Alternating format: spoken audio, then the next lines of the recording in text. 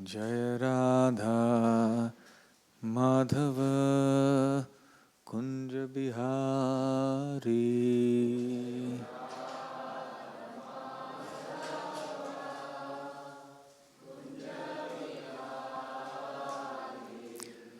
Jaya Radha Madhava Kunja Bihari.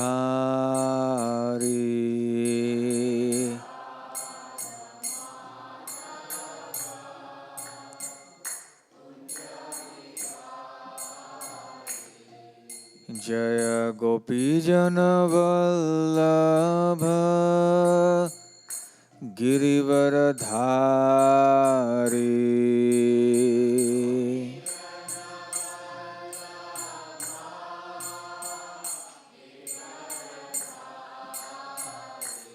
Jaya Gopijana Vallabha Girivaradhari.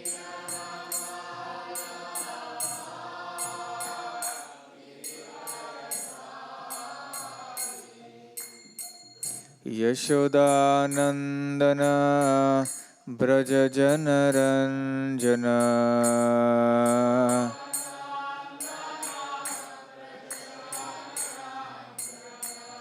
Yashodanandana Braja Janaranjana.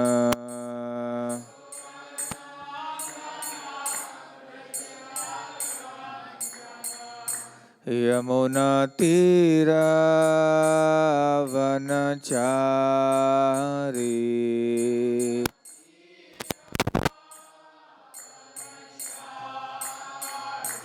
Yamuna Tira Vanachari.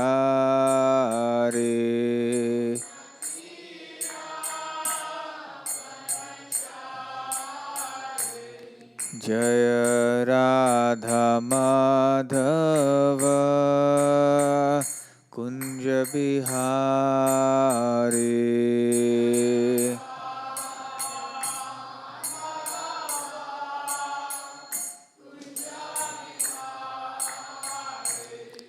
Jaya Shri Krishna Chaitanya Prabhu Nityananda Shri Advaita Gadadhar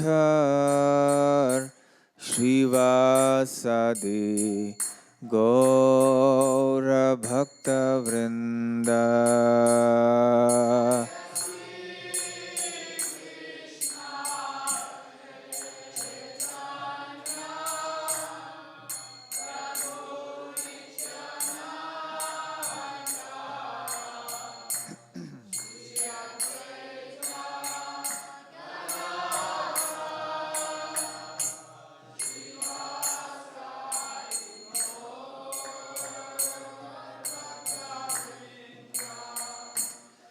Hare Krishna, Hare Krishna, Krishna Krishna, Hare Hare, Hare Rama, Hare Rama, Rama Rama, Hare Hare.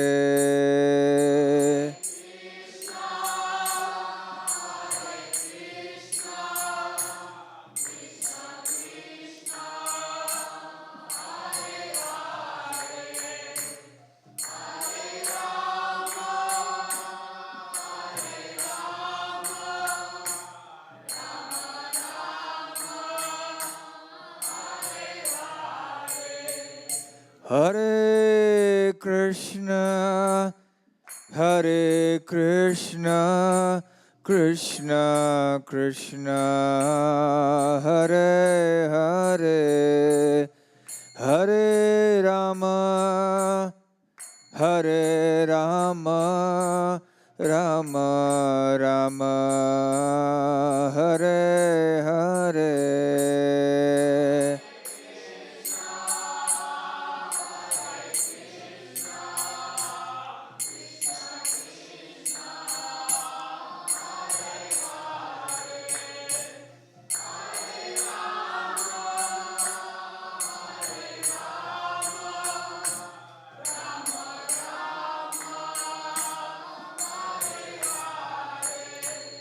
Hare Krishna, Hare Krishna, Krishna Krishna, Hare Hare, Hare Rama, Hare Rama, Rama Rama, Hare Hare.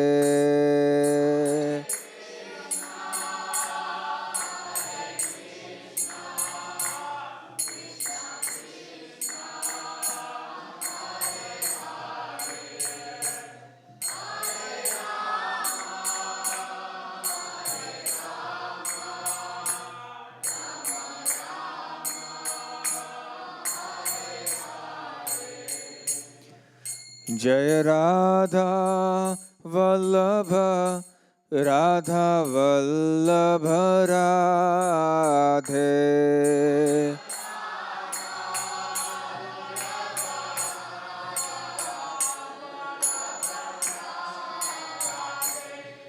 Jai Gauranitai, Jaya Gauranitai, Gauranitai, Jaya Gauranitai.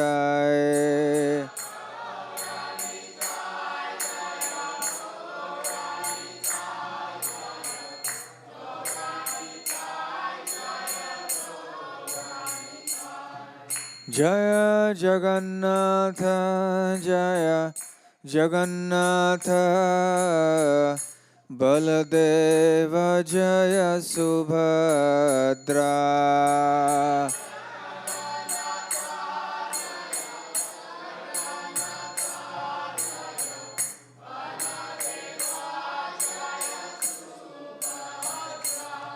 Jai Jai Prabhupada,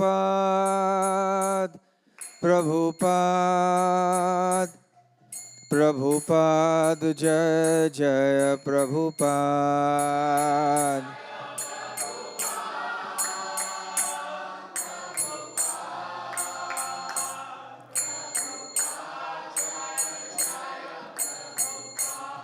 Nitai Gaura Haribol, Haribol, Haribol, Nitai Gaura Haribol.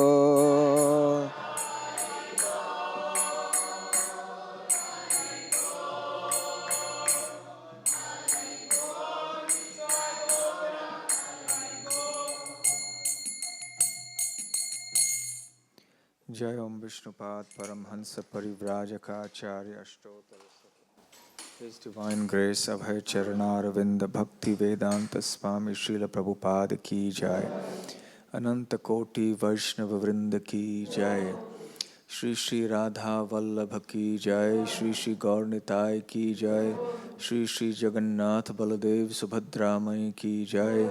Grantharaj Śrīmad Bhāgavatam Ki Jai. Nitai Gaur Premanande. All glories to the assembled devotees. All glories to the assembled devotees. All glories to the assembled devotees. All glories, all glories, all glories to Sri Guru and Gauranga.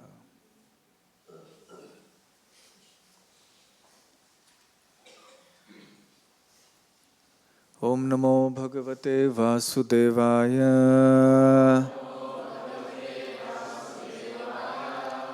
Om Namo Bhagavate Vasudevaya.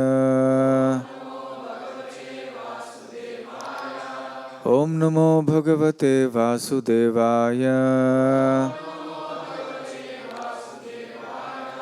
Narayanam Namaskritya Naram Chaiva Narottamam Devim Saraswatim Vyasam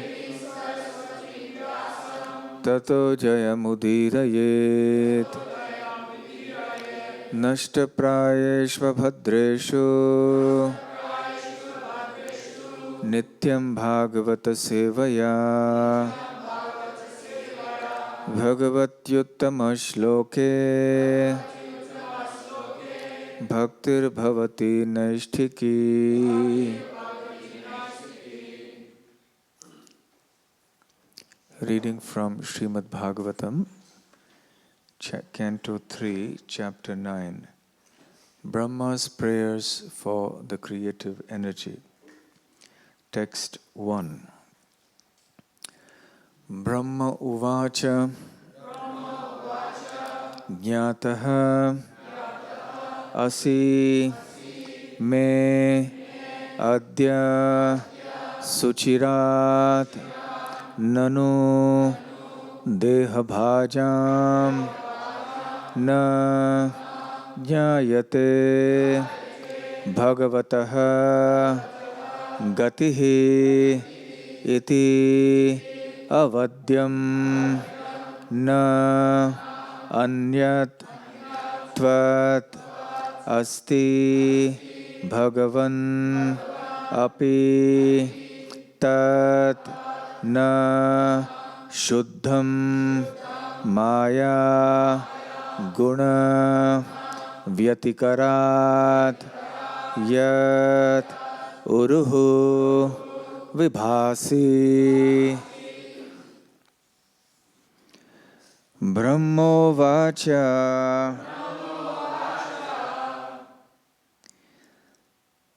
Jnatosi medya suchirannanudeha bhajam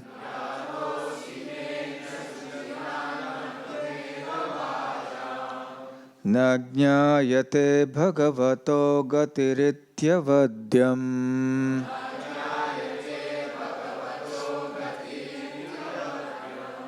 Nanyattvadasti bhagavannapi tanna shuddham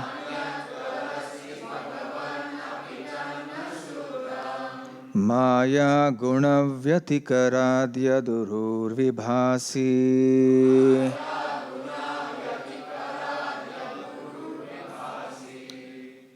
Brahmovacha Jnatosi medya suchirannanudeha bhajam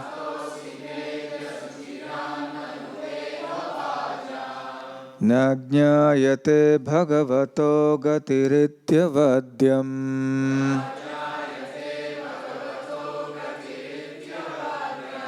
Nanyattvadasti bhagavannapi tanna shuddham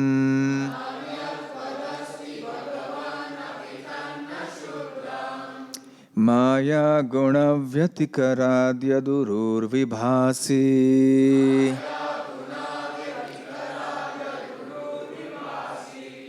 Jnatosi medya suchirannanudeha bhajam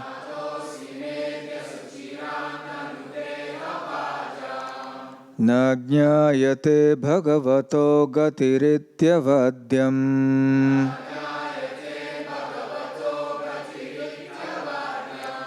Nanyattvadasti bhagavannapi tanna shuddham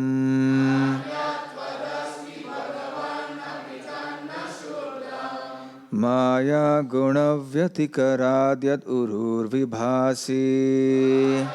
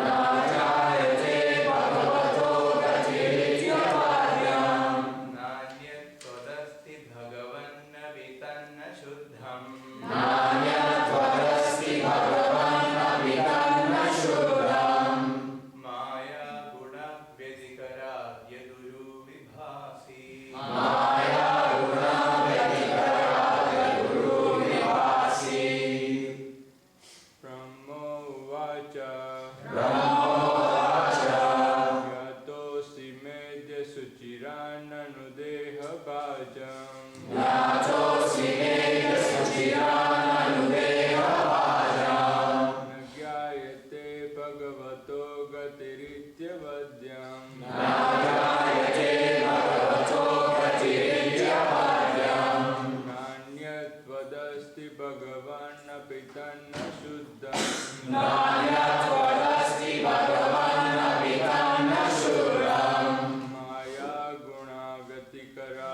yad urupasi. Maya guna vyatikaraya yad urupasi.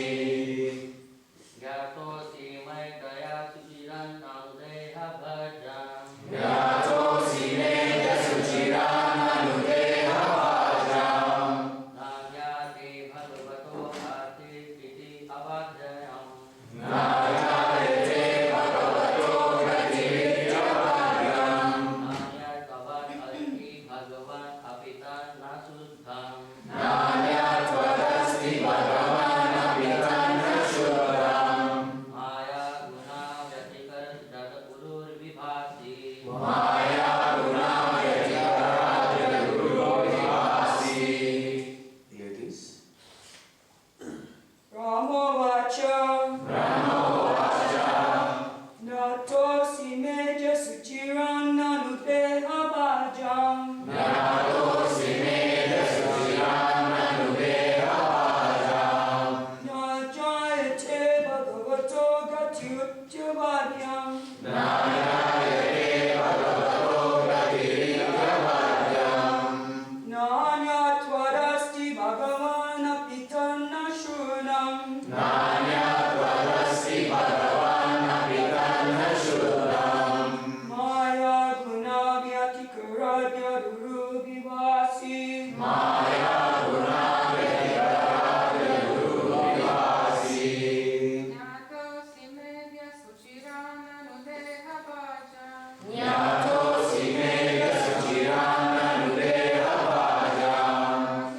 Nāyate bhagavato gatividya vajam. Nāyate bhagavato gatividya vajam. Nāyatvadasti bhagavan apitan nashuddham. Nāyatvadasti bhagavan apitan nashuddham. Maya guna vyatikaradya gurur vibhasi. Maya guna vyatikaraya guru vibhasi. Brahma uvacha Brahmovacha. Nyatosi medya suchiran anudeha bhajam. Gyatosi medya suchiran anudeha vajam. Nāyate bhagavato gatividya vadyam. Nāyate bhagavato gatividya vajam. Nāyatvadasti bhagavan apitam nashuddham. Nāyatvadasti bhagavan apitan nashuddham. Maya guna vyatikaradya guru vibhasi. Maya guna vyatikaradya durur vibhasi. Brahma uvacha. Lord Brahma said, Jnataha, known, asi, you are, me, by me, adya, today, suchirat, after a long time, nanu, but, deha bhajam, of one who has a material body. Na, not, jnayate, is known, bhagavataha, of the personality of Godhead. Gatihi, course, iti, so it is, avadyam, great offense, na anyat, none beyond, tvat, you, asti, there is, Bhagavan, O my Lord, api, even though there is, tat, anything that may be, na, never, shuddham, absolute, maya, material energy, gunavyatikarat, because of the mixture of the modes of, yat, to which, uruhu, transcendental, vibhasi, you are, Translation and purport by His Divine Grace, A.C. Bhaktivedanta Swami Srila Prabhupada. Translation. Lord Brahma said, O my Lord, today, after many, many years of penance, I have come to know about you. Oh, how unfortunate the embodied living entities are that are unable to know thy personality, your personality. My Lord, you are the only knowable object, because there is nothing supreme beyond you. If there is anything supposedly superior to you, it is not the Absolute. You exist as a supreme by exhibiting the creative energy of matter. Purport. The highest peak of the ignorance of the living entities who are conditioned by material bodies is that they are unaware of the supreme cause of the cosmic manifestation. Different people have different theories regarding the supreme cause, but none of them are genuine. The only supreme cause is Vishnu, and the intervening impediment is the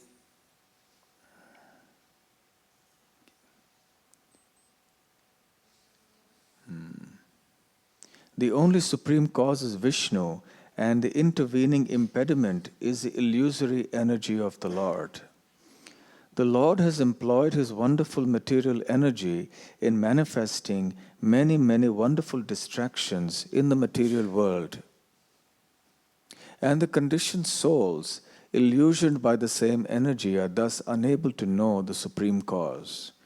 The most stalwart scientists and philosophers, therefore, cannot be accepted as wonderful. They only appear wonderful because they are instruments in the hands of the illusory energy of the Lord. Under illusion, the general mass of people deny the existence of the Supreme Lord and accept the foolish products of illusory energy as supreme. One can know the supreme cause, the personality of Godhead, by the causeless mercy of the Lord, which is bestowed upon the Lord's pure devotees like Brahma and those in his disciplic succession. By acts of penance only was Lord Brahma able to see the Garbhodakashayi Vishnu, and by realization only could he understand the Lord as he is. Brahma was extremely satisfied upon observing the magnificent beauty and opulence of the Lord, and he admitted that nothing can be comparable to him. Only by penance can one appreciate the beauty and the opulence of the Lord. And when one is acquainted with that beauty and opulence, he is no longer attracted by any other. This is confirmed in Bhagavad Gita, Param Drishtva Nivartate. Foolish human beings who do not endeavor to investigate the supreme beauty and opulence of the Lord are here condemned by Brahma. It is imperative that every human being try for such knowledge, and if anyone does not do so, his life is spoilt. Anything that is beautiful and opulent in the material sense is enjoyed by those living entities who are like crows.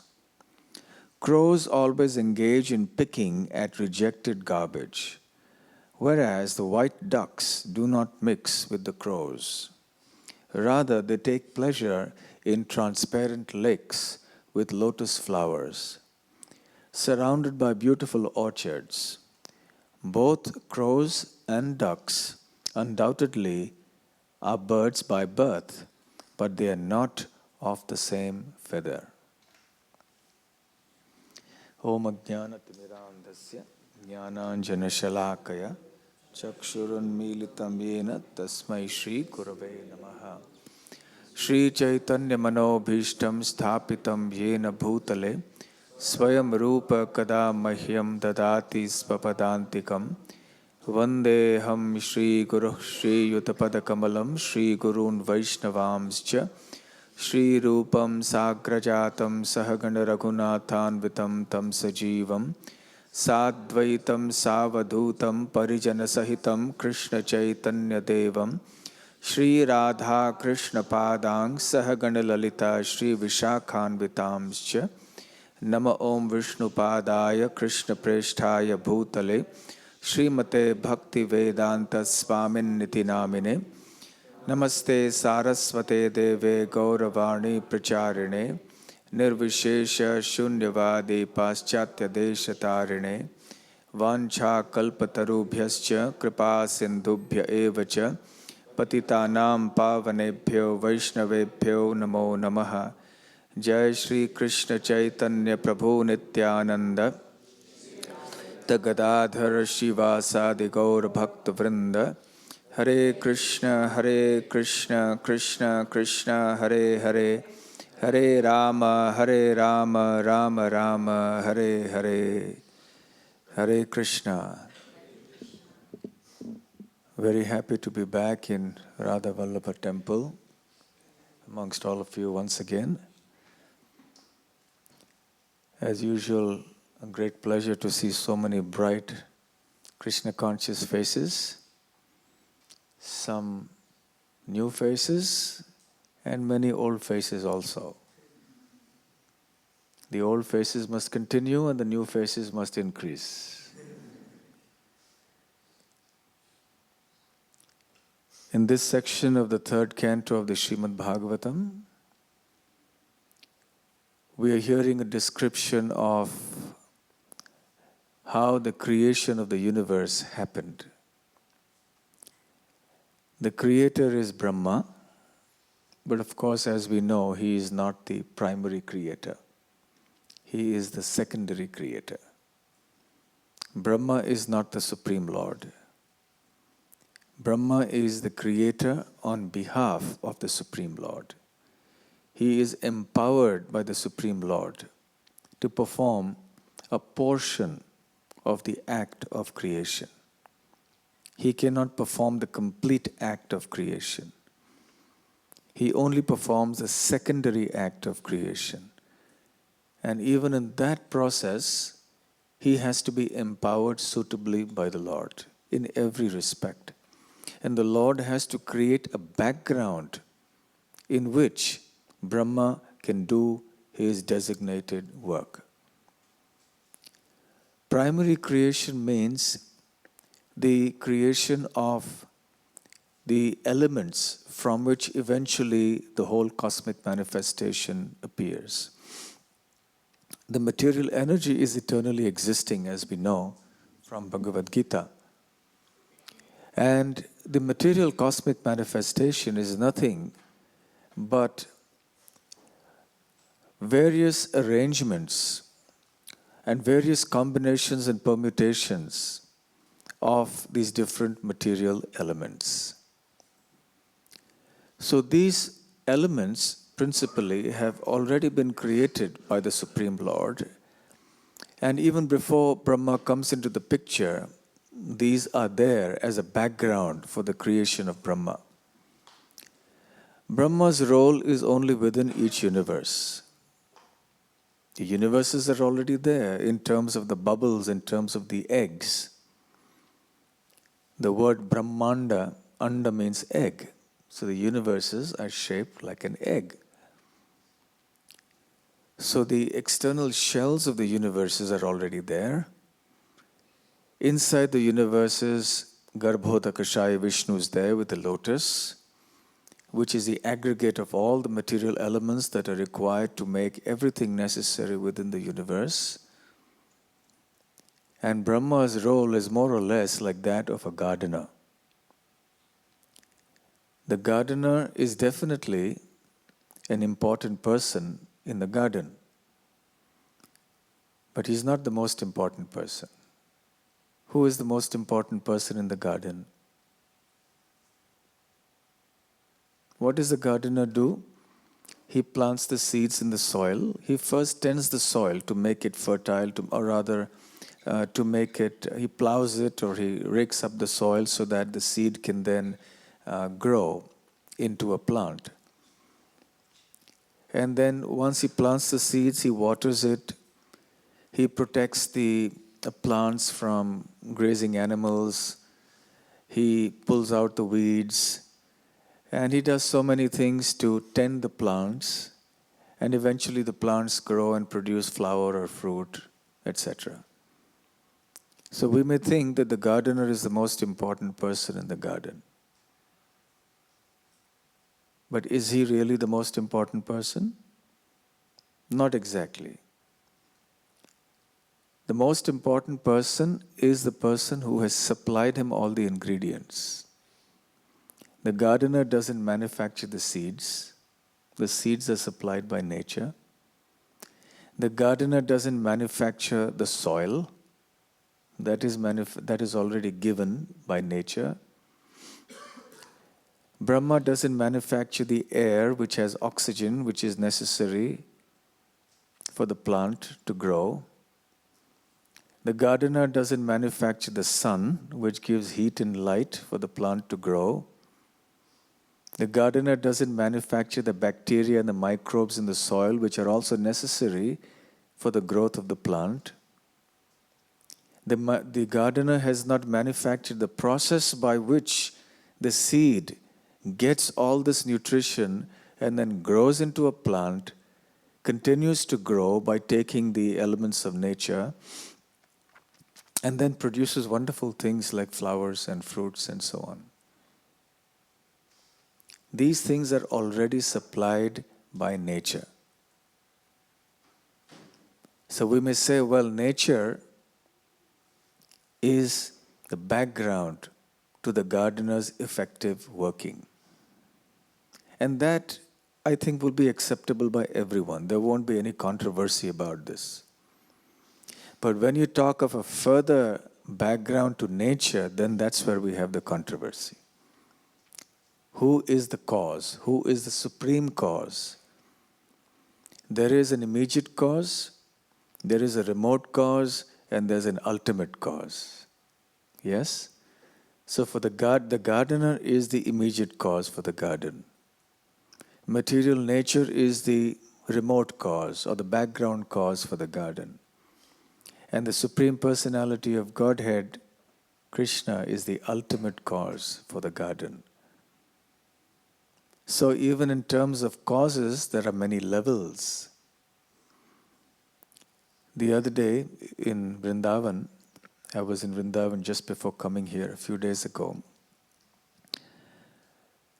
There was a discussion going on in a class, and it was pertaining to the subject of the Śrīmad Bhāgavatam verse of that day.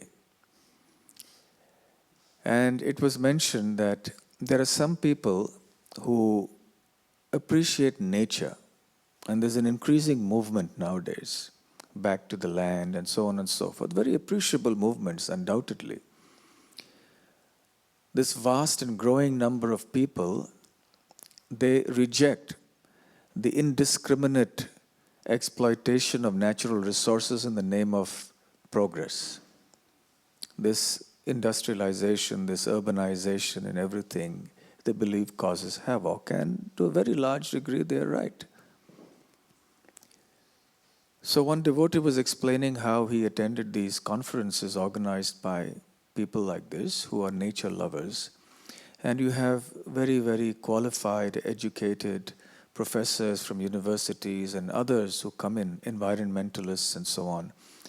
And they were giving so many wonderful slideshows and exhibitions and demonstrations about how nature is just so wonderful. And therefore we must live in harmony and so on and so forth. And all that was fine. But when it comes to God, they wouldn't accept that there is a God that exists.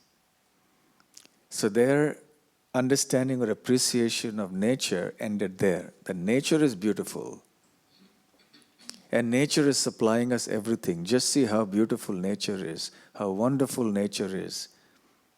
But what is behind nature?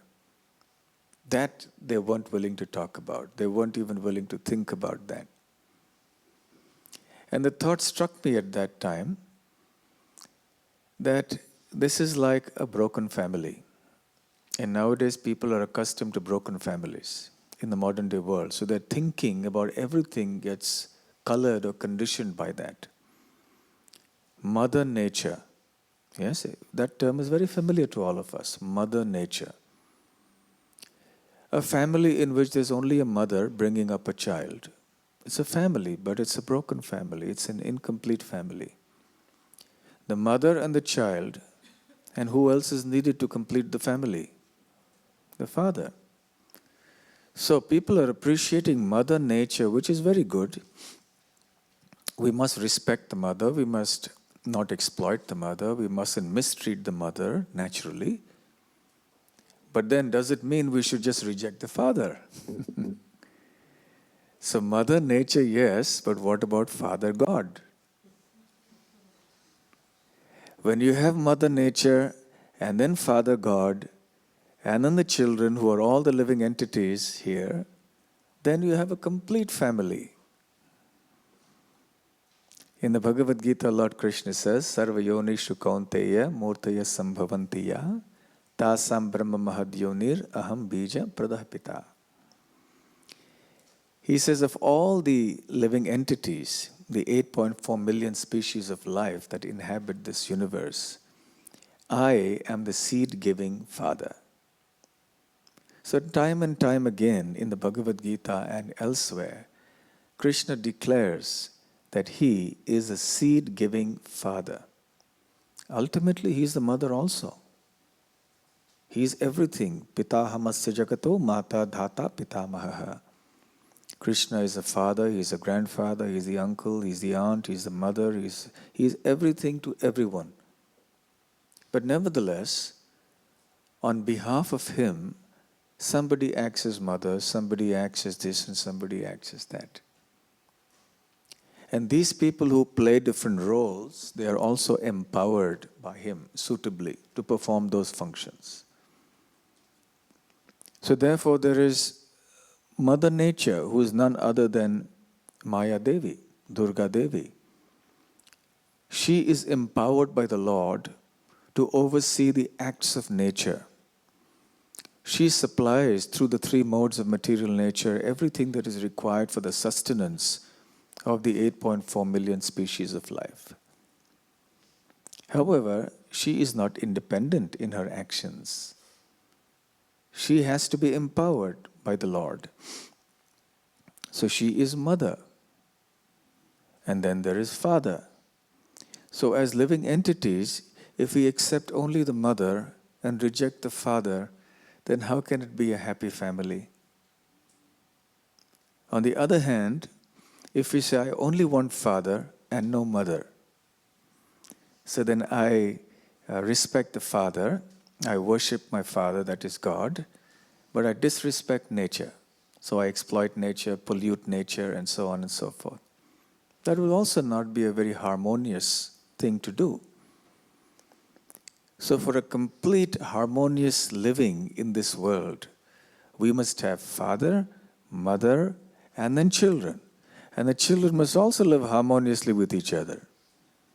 If the father and mother are both accepted, they're okay, but the children are fighting with each other, then there's also a problem. So how do the children live together happily?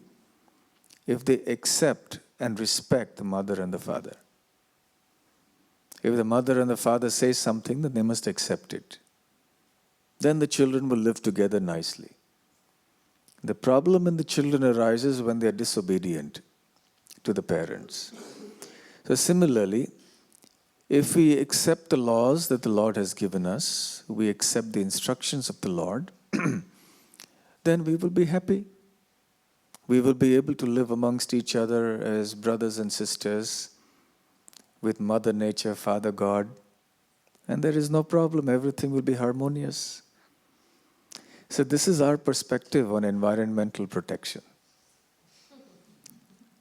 We want complete environmental protection, not partially. So today, those who are somewhat fed up of the industrialization and all the environmental degradation, they go for nature as the ultimate. But as Srila Prabhupada explains here, that nature cannot be the ultimate. When you talk of nature, you ask whose nature? It's Krishna's nature. It's God's nature. Nature does not exist in isolation. Srila Prabhupada comments in the purport here that there are many different theories people come up with regarding the Supreme Cause, but none of them are genuine. The only Supreme Cause is Vishnu, and the intervening impediment is the illusory energy of the Lord. So different people speculate in different ways, simply because they have not been trained in the proper spiritual understanding. Each according to his own or his or her own mind will think, I think the cause is this or I think the cause is that. And someone will say there is no cause. And someone will say, well, nothing actually exists for it to have a cause. Something can have a cause only when it exists. But nothing has a cause. In this way, people come up with different types of ideas. And Prabhupada says here, very eloquently expressing the situation, the Lord has employed His wonderful material energy in manifesting many, many wonderful distractions in the material world. And the conditioned souls, illusioned by the same energy, are thus unable to know the Supreme Cause. The most stalwart scientists and philosophers, therefore, cannot be accepted as wonderful. They only appear wonderful because they are instruments in the hands of the illusory energy. Under illusion, the general mass of people deny the existence of the Supreme Lord and accept the foolish products of illusory energy as supreme.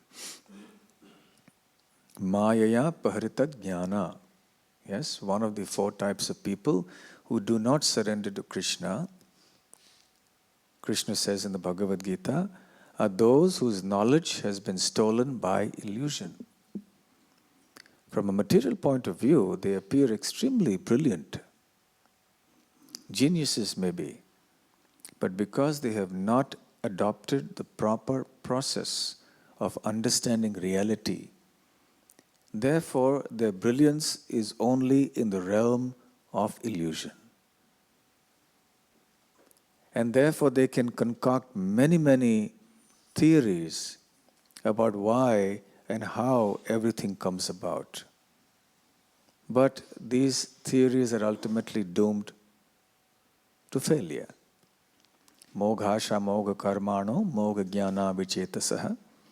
Krishna says in the Bhagavad Gita that the false desires, the fruitive desires, the false hopes, even the speculative tendencies of these people who are demoniac by nature are ultimately doomed to failure.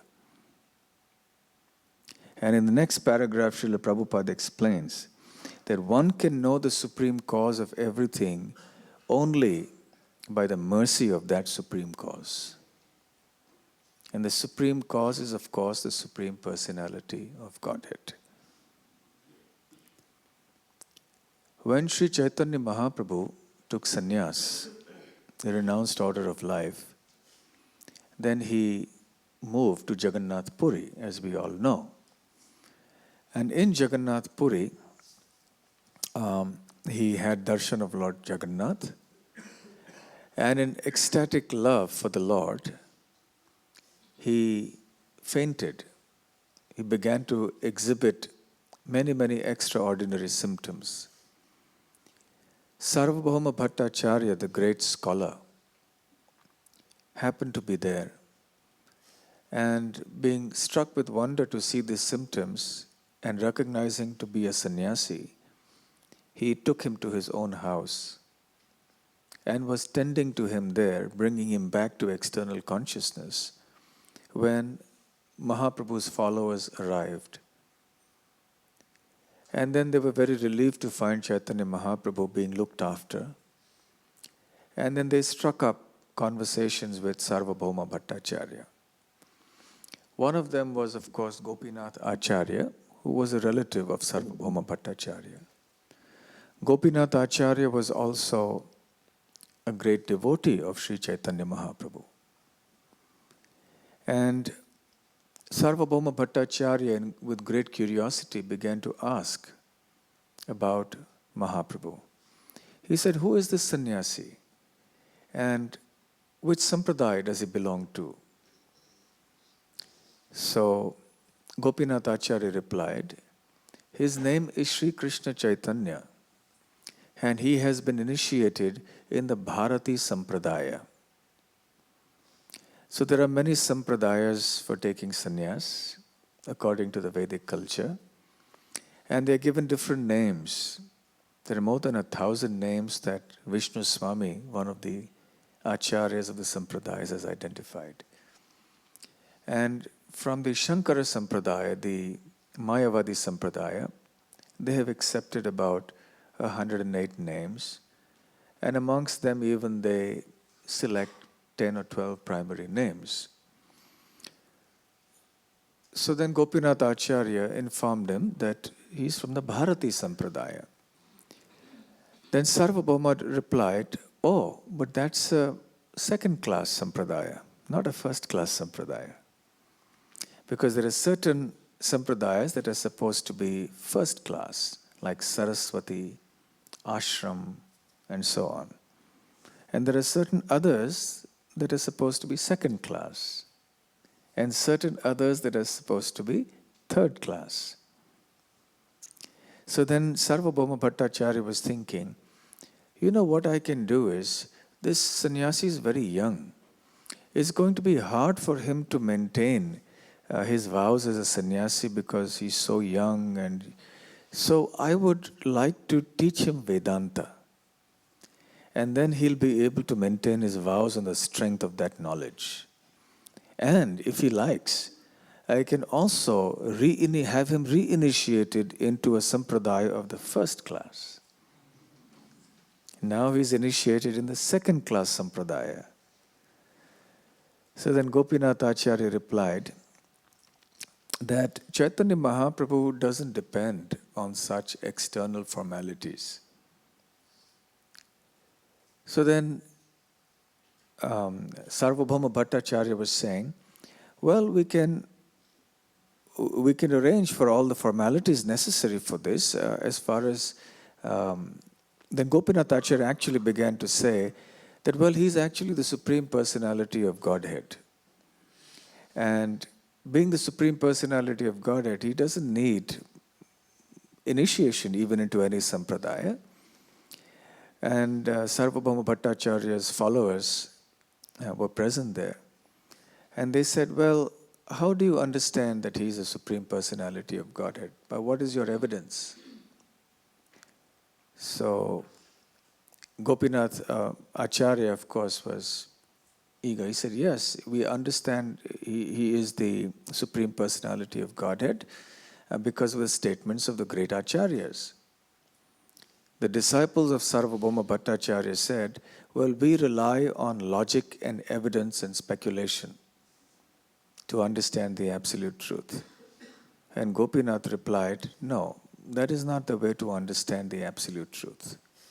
You cannot understand by speculation and by logic alone. Logic has a place in spiritual life, but it is not independently a source of evidence. For that, we need logic based upon a sound foundation, that is a scripture.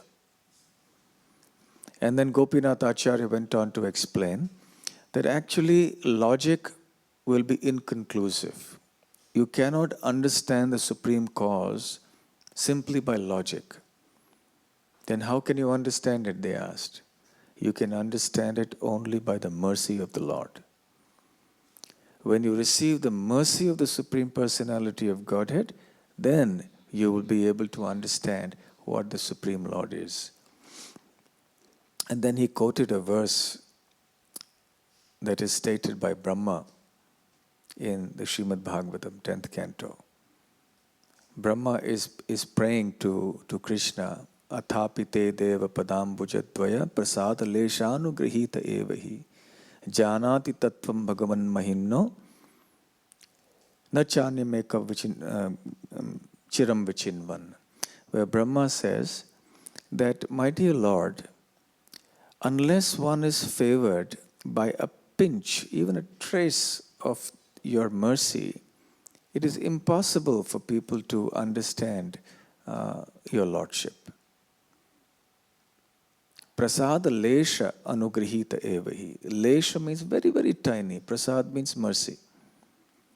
So unless one is blessed with the mercy of your lotus feet, it is impossible for him to understand your Lordship, even if he performs penances for a long, long time. So then the disciples, they were also very intelligent, of Sarvabhauma Bhattacharya. Then Sarvabhauma Bhattacharya asked, all right, be very careful how you speak, Gopinath Acharya. You're saying that you can understand the Lord not by logic, not by inference, but by mercy of the Lord. And you say you have understood that He is the Lord. So what is the proof that you have received the mercy of the Lord? Good question, right? Correct question. Somebody says, only by mercy you can understand Krishna. So what's the proof you have the mercy and I don't have the mercy? So then Gopinath Acharya said, the proof is that I understand the Lord through His symptoms. The symptoms are clear. The absolute truth can be understood through His potencies. Sri Chaitanya Mahaprabhu has demonstrated and exhibited these potencies, His extraordinary symptoms. So can you not judge from these symptoms that He is the Lord? But because you are simply a dry scholar with no trace of devotion to the Lord, therefore these things cannot be revealed to you. It is only when one renders devotional service that Krishna becomes pleased to bestow His mercy. And then He reveals Himself completely to the devotee, who then understands Him as the supreme cause of all causes. Bhaktistvannanyaya shakya aham evam vidhorjuna gyatum drashtum cha tattvena praveshtum cha parantapa. Bhaktya tu ananyaya shakya.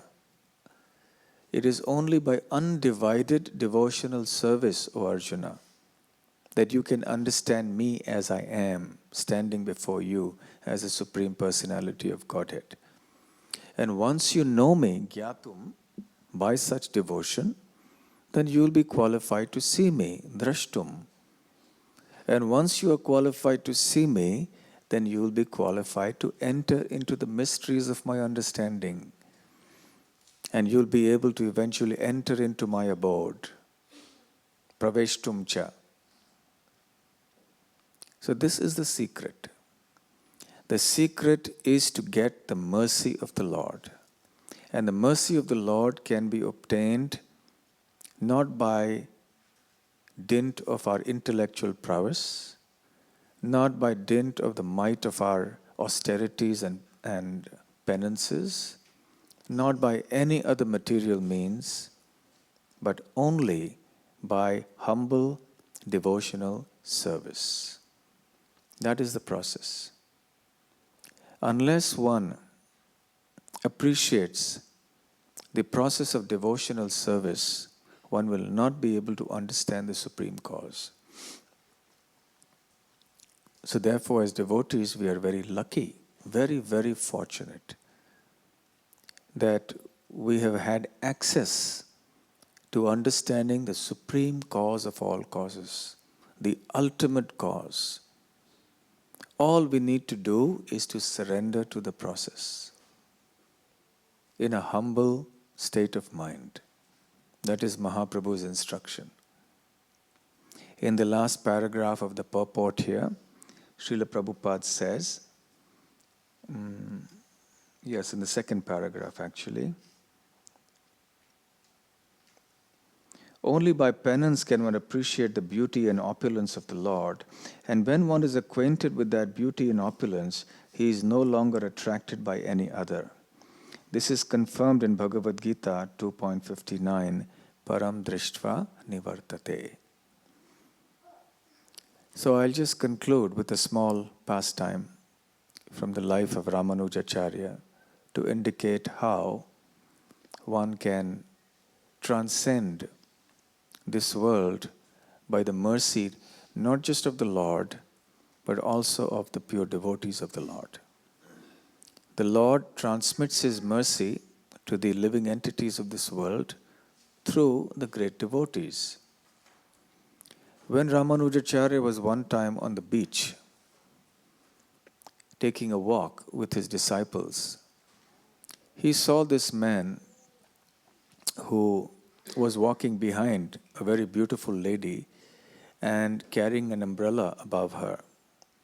So as she was walking in a very regal way, he was walking behind holding the umbrella. And it looked like a very awkward sight. And obviously, to everybody, it was very clear that this man was completely infatuated with this lady. So wherever she went, he would run behind her with the umbrella and holding her, the umbrella above her head. So it became a subject of great ridicule, and many people on the street were even mocking him, but he was oblivious to all that because he was so absorbed in the beauty of his companion. So when Ramanujacharya saw that, he was struck with wonder. He said, just look at this man, he's completely oblivious to all the fun people are making of him on the street, and he's just running around with this lady holding an umbrella above her like that. So he said, who is he? So then his disciples talked about this person, he's such and such person. It's a long story, I'm just telling you the essence of it. So why don't you somehow bring him to me? So then the disciples went and talked to him, and they brought him to him, and he said, look, it's all right. You are fascinated with this lady. You should get married to her. But you're walking around like this, holding the umbrella, and everyone is just laughing at you like this. It's not proper. So he said, what can I do? Because she's so beautiful, and those eyes are just so extraordinarily beautiful that I just can't think of anything else. So Ramanujacharya was wondering now how to deal with this. So he said, all right, what if I show you another pair of eyes that is even more beautiful than this? He said, impossible. He said, but still, I'll show it to you. So then he arranged a rendezvous. He said, he called him to the Srirangam temple.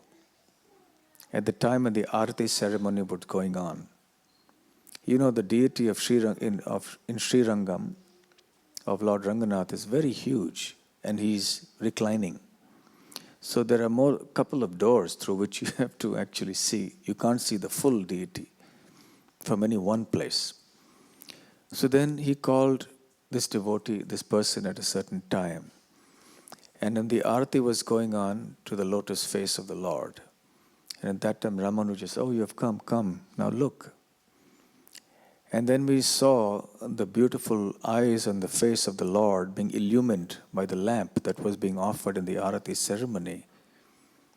Then this person's eyes opened, the inner eyes, the spiritual eyes opened, and he realized, he was struck with wonder to see that beauty of the Lord. And then he said, yes, I made such a big mistake. And then he became a devotee. And he surrendered to Ramanuja and became one of his very leading disciples eventually. So it goes to show that we can develop this vision or this understanding of the Lord by the mercy of the pure devotees. So when Srila Prabhupada traveled all over the world, he gave this vision. He installed deities everywhere so that people could come and they would see the deity and appreciate the beauty of the deities. And in this way, the heart gets attracted. On my previous visit, I met one lady. I don't think she's here today. I met one lady who is settled in Australia, but she comes from another part of the world, not from India, not from Australia. She comes from the Middle East. And she was mentioning to me that when she first came here, somehow or the other, and she sat in front of the deities, her eyes were transfixed on the Lord, and she couldn't remove her eyes from the Lord. And she would sit here for hours till the time came for the darshan to close. And then it was only with a very heavy heart that she forced herself to leave, because then the temple had to close. So she said she didn't know what it was. She had never been exposed to this in her life. But she just came here and she just found the deities so attractive. And she just stayed there and she couldn't move. She was just gazing at the deities. So this is practical proof that even someone who may not have in this life externally had such exposure, when they come in front of the deities and see the beautiful form of the Lord, then you don't need any logic. You don't need any arguments to convince that person. Of course, as I mentioned, logic is important, especially to convince our material mind, which is very suspicious and doubtful. But then such logic has to be based upon the scripture. And then that will strengthen our faith. So Srila Prabhupada mentions here that the highest peak of the ignorance of the living entities who are conditioned by the material bodies is that they are unaware of the supreme cause of the cosmic manifestation. So rather than getting into all sorts of speculative wrangling and debating, it is easier to just submit to the process of devotional service, which is not blind faith. It is reasonable faith. Faith based upon proper reasoning. Belief in God is not illogical, it is not irrational, it is something sublime. And it is also supported by strong logic. So if we take shelter of the process of devotional service, then all these truths automatically will be revealed to us. So we'll stop here for questions and answers. I got a note saying I can go on till later. Normally the class ends at 8:30. It says I can go on for some more time. So we'll just have a few questions, and if there are any.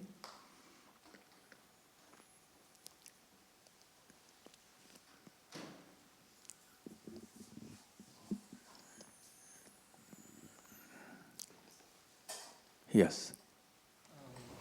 Thank you, Maharaj, for the wonderful class. How you discussed in the class that to understand the Lord, we need His mercy. And so there is this one statement of Prabhupada where Prabhupada said mercy is there, and now you need to work on your part. And then there are these acharyas who sing these bhajans and they say that I have no mercy and that I need your mercy. So on our level, how do we understand that? Is it that the mercy is not there, or is it that it's there, but when we are trying our best, how is it that we are not able to understand? Or So is your question that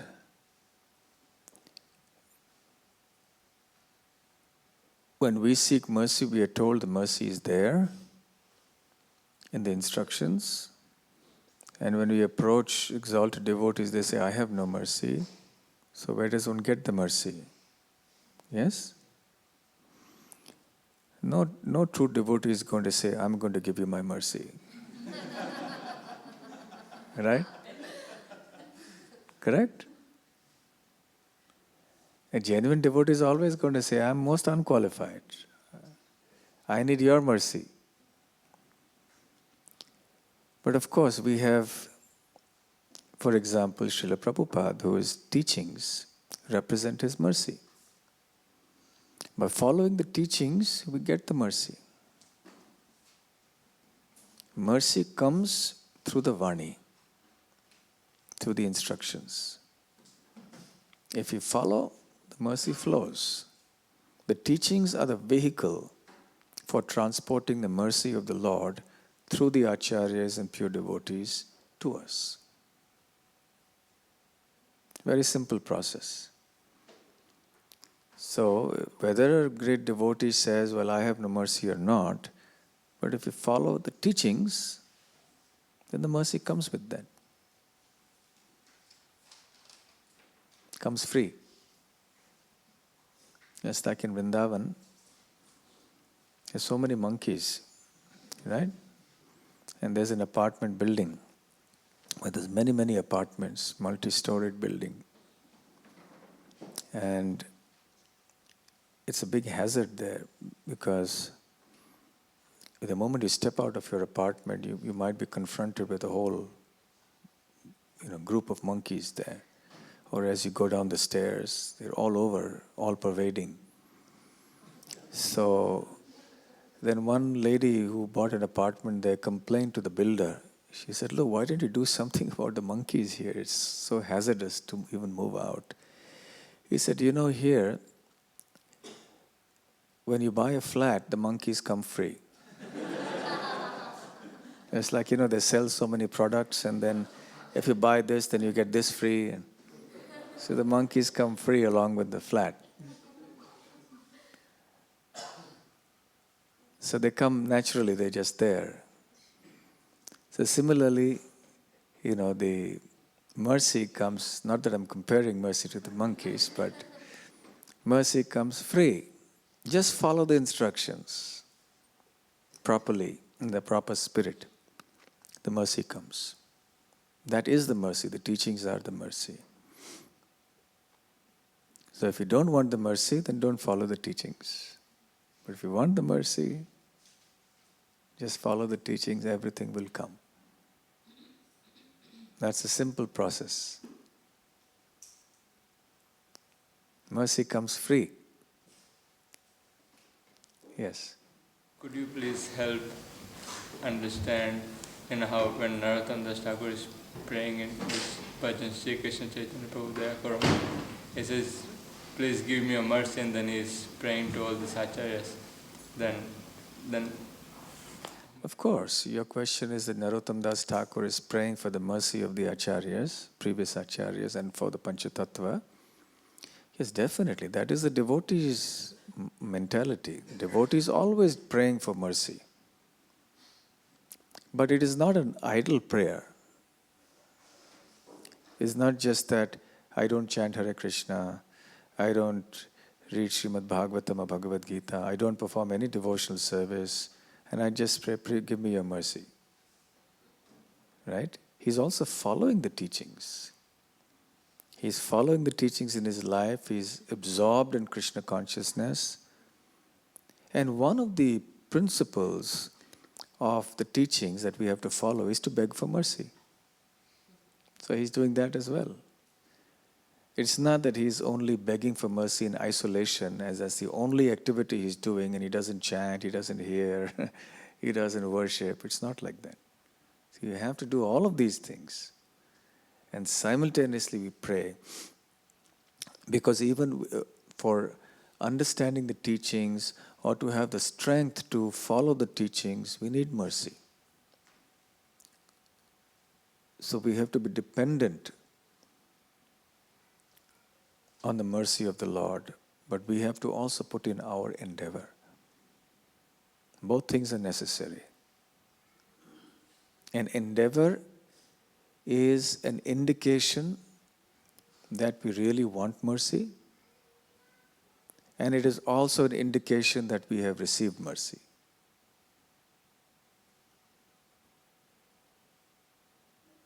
The fact that you are continuing in devotional service means that there is mercy there. Otherwise, we cannot continue. But we have to begin, and we have to also put in our effort to continue. Right? Not complicated, I hope. Okay. Any other question? Yes.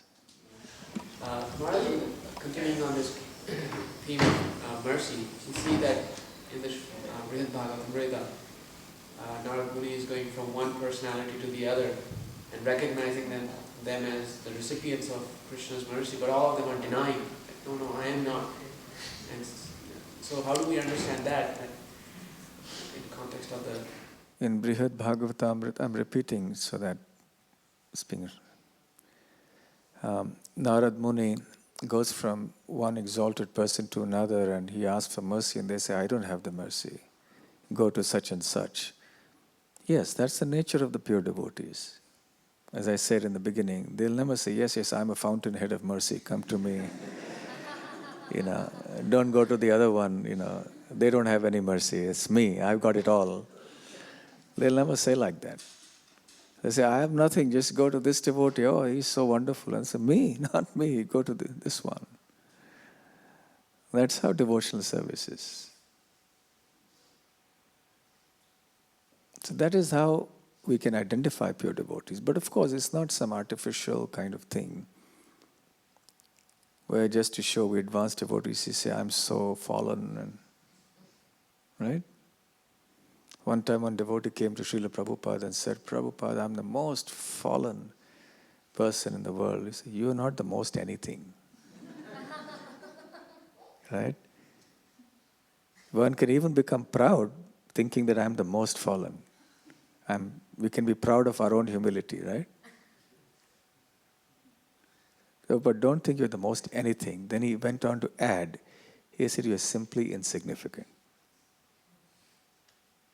Not the most anything. The moment you say most, then it's something special. Right? So you're not the most anything. So in the great devotees, this thing comes in a very natural way. So we learn the mentality of devotees by hearing their prayers, by hearing their teachings. And we understand what devotional service is and what devotional mentality is. We understand these things because it's so much at variance with what we see and experience in the material world. And there's a whole new universe that opens up when we go through the pages of the Śrīmad Bhāgavatam. Okay? Yes? Is our endeavor and execution of perfect sadhana, is this qualification to instantly get Krishna's mercy, or is there more to it than just performing perfect sadhana to immediately achieve the love of Godhead? Is there more to achieving the performance of, to achieving the perfection of Krishna consciousness than performing sadhana bhakti? Like, is executing sadhana, like really nice sadhana, is that the qualification to achieve? Okay, is executing sadhana well the main cause for attaining perfection? Yes? Well, yes, but not exclusively. Executing sadhana means that we put in our own effort, right? But as I mentioned, effort is necessary but not sufficient. We need the mercy of the Lord as well. You know the pastime of Damodar, Krishna being tied to the grinding mortar by Mother Yashoda, and each time the rope was 2 fingers too short. And Srila Vishwanath Chakravarti Thakur explains the significance of those 2 fingers. He says 1 finger represents the effort of the devotee and the other finger represents the mercy of the Lord.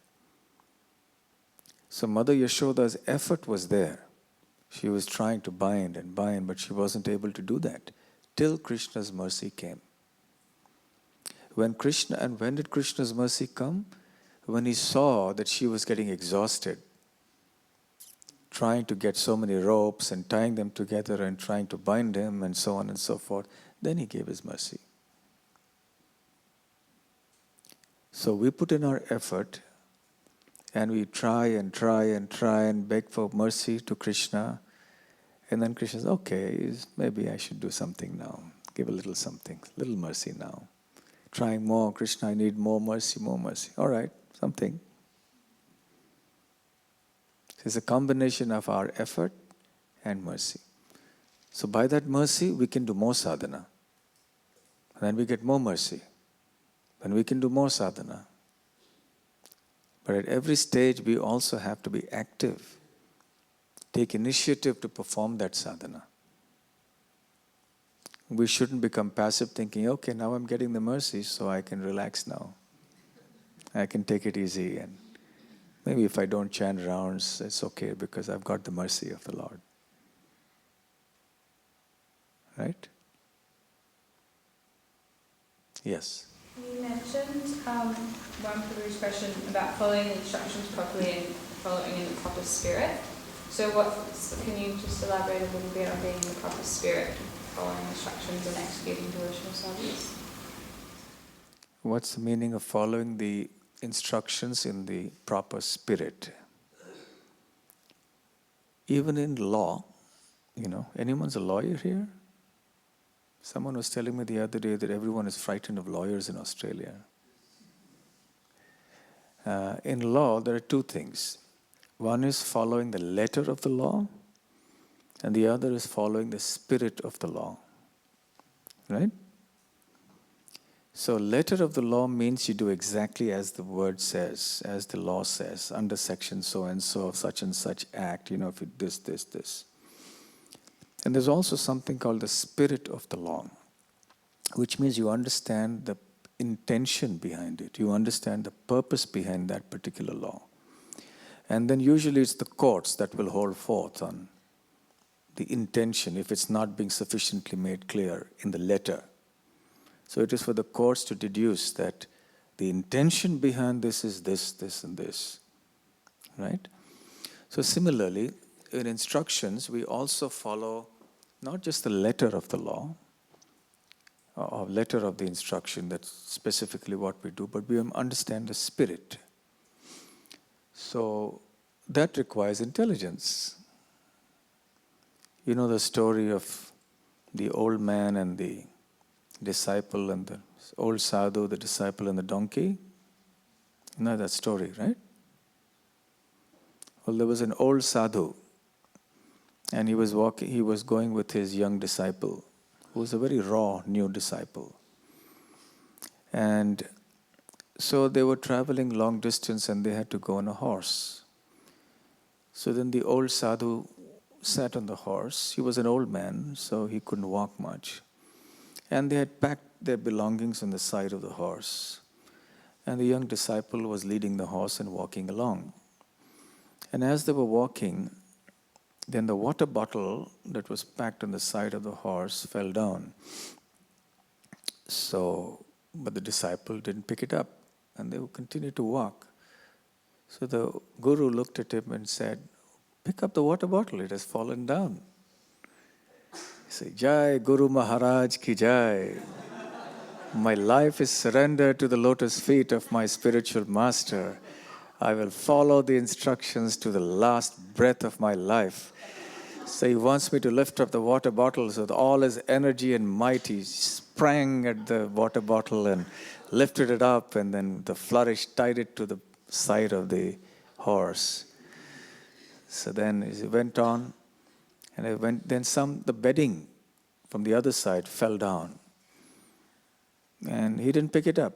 He was leading the horse on. The guru said, "Pick up the bed. The bedding has fallen down here. Pick it up." Jai Guru Maharaj ki jai. My life is sold out at the lotus feet of my Guru Maharaj.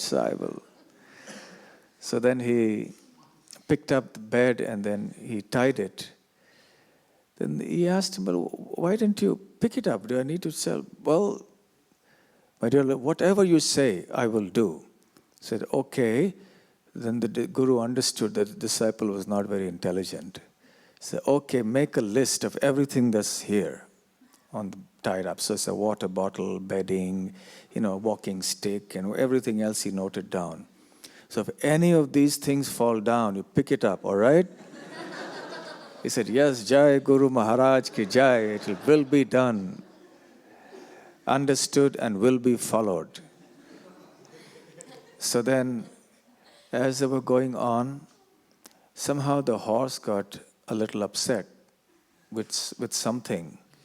And then he kicked up and down, and then the poor old man, old guru, was sitting in the top, fell down, to the floor. And the disciple continued to walk on leading the horse. And the old guru was lying on the floor shouting, "What's wrong with you? I've fallen on the ground and you're not picking me up." So the disciple had been looking at the list, because bedding, walk, but didn't say guru. So the guru was not mentioned in the list, So anyway, he said, now that he got the direct order to lift up the guru who had fallen down, he said, "Yes, Guru Maharaj ki jai, my life is meant for the service of my spiritual master." He lifted up the guru and placed him up. And the Guru Maharaj was really frustrated. He said, "What do I do with this disciple?" He said, "Okay." Finally, he said, "Just whatever falls, you just pick it up, okay?" And then, as it went on, then the horse had just had a nice meal before. So then the horse answered the call of nature. And then the disciple, he stopped the horse and started picking up all the dung. He said, "What are you doing?" He said, "Guru Maharaj ki jai, your order is my life and soul. You had told me to pick up anything that falls, so I picked it up." So, this is an example of how you follow the letter of the teachings, but not the spirit. So it requires a little bit of intelligence to understand the letter and the spirit. At the same time, one can't just speculate and overdo one's brief. One can't do more than, if we are asked to provide water, then we shouldn't provide milk, because we asked for water. So just do as it is. And sometimes we also understand. We think ahead of the need. So that is also necessary. So a disciple who follows the teachings of the parampara needs to be a little intelligent and perceptive to understand. So one must learn the philosophy, one must have the right attitude, the attitude of service, and be practically intelligent to be able to apply the teachings properly in the right spirit. One also observes how great devotees in history have followed teachings, and even in contemporary situations one observes. And then one learns like that. Of course, some people are endowed with the natural ability to do that, and some people learn hard, like that disciple in that story. So we have to learn by examples of others, and then all the mercy that comes through those teachings and those instructions will be available for us. Okay? Did I answer your question? Okay, one last question, small question if there is. Yes? Some people try to see Almighty, all-pervading personality. Say that again. Some people try to see Almighty being, all-pervading being, whom we call God, and they see that person in nature, and they call nature is God, which is not completely wrong according to our own Shastra, like Krishna says in Bhagavad Gita that time and Virat Purush explanation is given. But it's not the highest manifestation of Lord as well. So how do we take those people further up?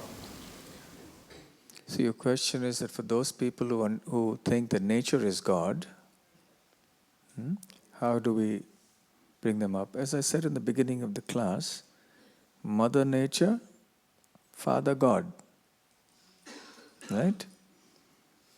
So mother is parent, father is also parent.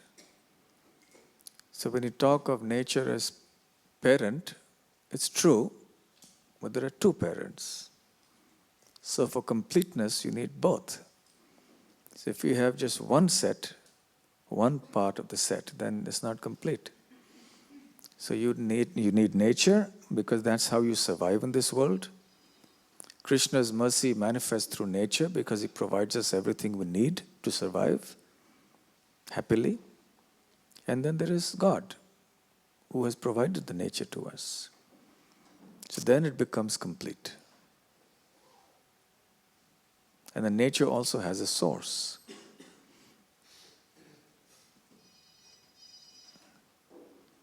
So, okay, we'll stop here. Thank you very much. Srila Prabhupada ki jai, Grantharaj Śrīmad Bhāgavatam ki jai, Gaur Premanande, Hari Hari Bol.